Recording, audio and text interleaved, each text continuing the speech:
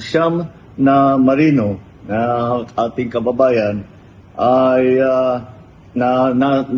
naligtas mula sa lumubog ng barko, yung MV Eternity Sea sa Red Sea noong Hulyo, at sila ay binihag ng mga Houthi sa Yemen. Sila po ay pauwi na.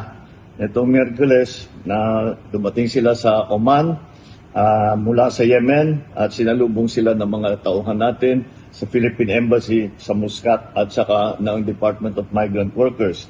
Papasalamat tayo sa lahat ng ginawa ng DFA, ng DMW, ng Philippine Embassy sa Oman.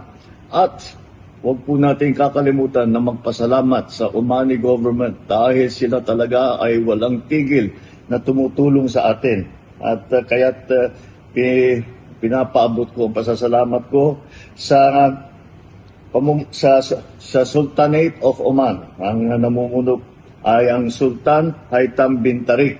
At sila po ay talagang kaibigan po ng Pilipino, at lahat ng maaring gawin para iligtas ang ating mga marino ay kanilang ginawa. Kaya naman ay nandito na tayo at nailigtas yung siyam.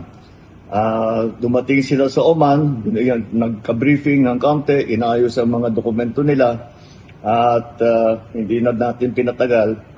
Gusto na siguro nila umuwi, Pasko pa.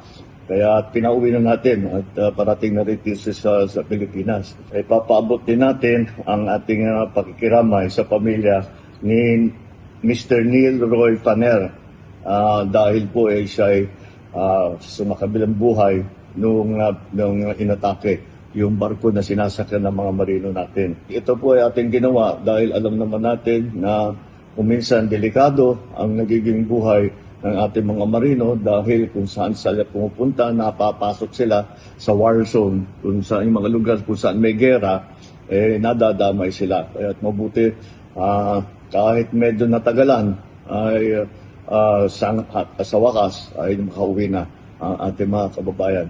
Welcome home sa inyong lahat. Tama-tama, Merry Christmas.